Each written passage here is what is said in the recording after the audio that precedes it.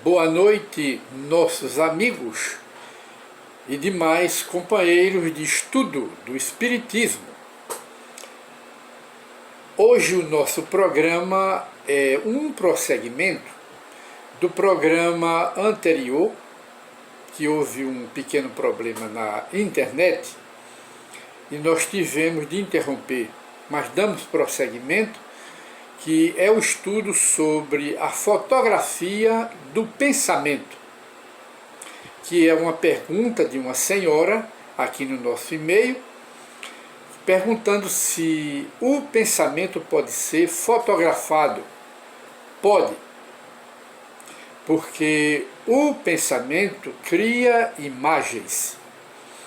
E o pensamento em forma de imagens, eles refletem os pensamentos no corpo espiritual, no perispírito, corpo fluídico, o corpo da alma.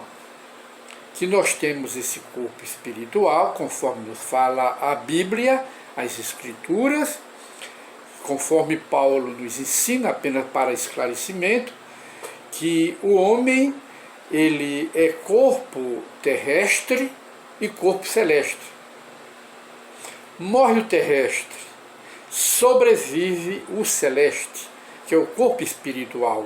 É imortal, acompanha o espírito desde a sua criação, das mãos de Deus, até o anjo, que é o corpo espiritual, o corpo que a Bíblia fala, o corpo da glória, que é quando ele se tornar um anjo, é o da glória. Chama-se o perispírito, Allan Kardec chama o perispírito ou o corpo espiritual, o envoltório fluídico da alma. E então os pensamentos geram imagens e as imagens refletem no perispírito, no corpo espiritual, como uma imagem aqui na Terra, um corpo aqui na Terra, fica na frente do espelho e reflete no espelho. Essa é a comparação que Allan Kardec faz no estudo do seu livro A Gênese, no capítulo Pré-ciência, não é? Mostrando que o pensamento pode ser fotografado e visto pelos médios videntes. Alguns médios videntes podem penetrar e ver e até fotografar.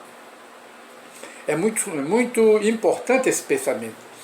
E então, esses estudos também, para complemento, nós podemos encontrar na revista Espírita de Allan Kardec, no seu volume, na sua edição, junho de 1868. E de maneira que aqui onde nós ficamos, onde nós interrompemos, aí Allan Kardec, apenas para rememorar, aí entregamos a palavra a ele, ele diz: criando imagens fluídicas, o pensamento se reflete no corpo espiritual, como se reflete no espelho, ou ainda como essas imagens de objetos terrestres aqui na Terra, todo objeto material se reflete nos vapores do ar, como o corpo de uma pessoa se reflete no espelho. Toma nele corpo, e aí, no perispírito, né, corpo espiritual, de certo modo se pode fotografar. Tenha um homem, é o exemplo que Allan Kardec dá para ilustrar. Tenha um homem, por exemplo, a ideia de matar a outro homem, embora o corpo material se conserve impassível, seu corpo fluídico é posto em ação, o corpo espiritual. Mesmo sem o homem apenas pensa, mentaliza, imagina, arquiteta o crime, onde vai ser, tudo isso é no pensamento, mas cria imagem. E essas imagens do futuro crime se refletem ou fica gravada nesse corpo espiritual, que é o corpo etérico. Aí ele diz, não é? Tenha um homem, por exemplo, a ideia de matar outro homem, embora o corpo material se lhe conserve impassível, sem movimento, mas seu corpo fluídico, o perispírito, é posto em ação pelo pensamento e reproduz todos os matizes deste último, do pensamento. Não é? Aí diz, executa fluidicamente, quer dizer, pelo pensamento, executa fluidicamente o gesto do crime, o ato que intentou praticar, mas na imaginação que está gravada no pensamento, e o pensamento está gravado no corpo espiritual. Por isso é que o médio vidente vê com nitidez, mas não vê com os olhos da matéria, vê com os olhos espirituais da vidência. Aí diz, o pensamento cria a imagem da vítima, da futura vítima, e a cena inteira é pintada. Mas pintada onde? No pensamento, na imaginação, que se reflete nesse corpo espiritual, que grava tudo.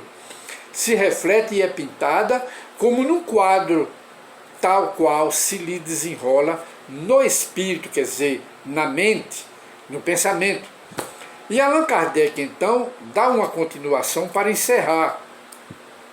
Ele diz, é desse modo, dessa forma, é que os mais secretos movimentos da alma repercutem no corpo fluídico da alma, no perispírito, desse corpo etérico, que Paulo fala, o corpo celeste. É esse aí.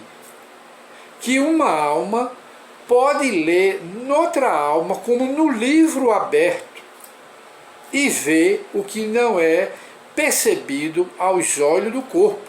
Porque o vidente, ele não vê com os olhos do corpo, ele não vai perceber, mas ele vai perceber com os olhos da sua clarividência. Ora, os olhos do corpo veem as impressões interiores, quer dizer, que se reflete, né, na face, no corpo.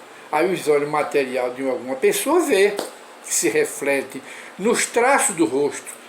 Por exemplo, a cólera se conhece quando uma pessoa está encolerizada, pela face, pelo rosto, que reflete o pensamento negativo, colérico, enraivado que está no pensamento.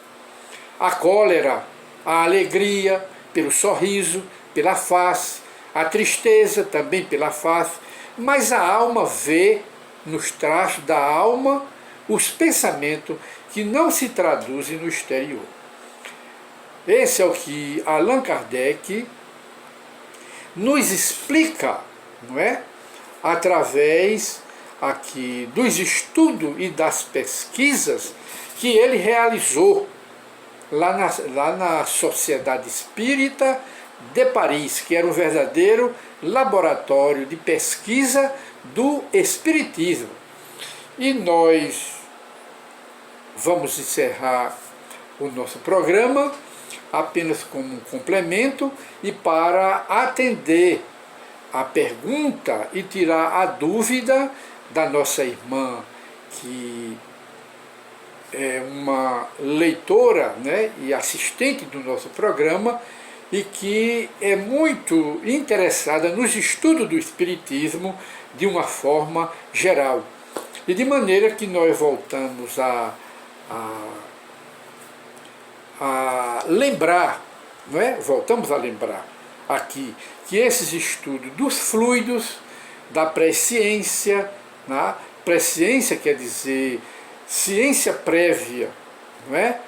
Dos pensamentos, das imagens criadas pelo pensamento, nós podemos encontrar essas explicações no Espiritismo, que esse assunto pertence às ciências psíquicas, aos estudos das parapsicologias, das metapsíquicas da época de Allan Kardec.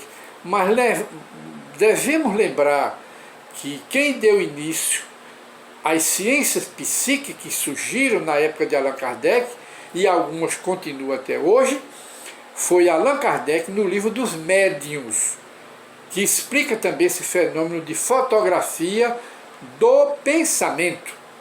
O Espiritismo é pioneiro nas ciências psíquicas, que estuda a fotografia do que pensamos, a fotografia das imagens que fica registrada no corpo espiritual.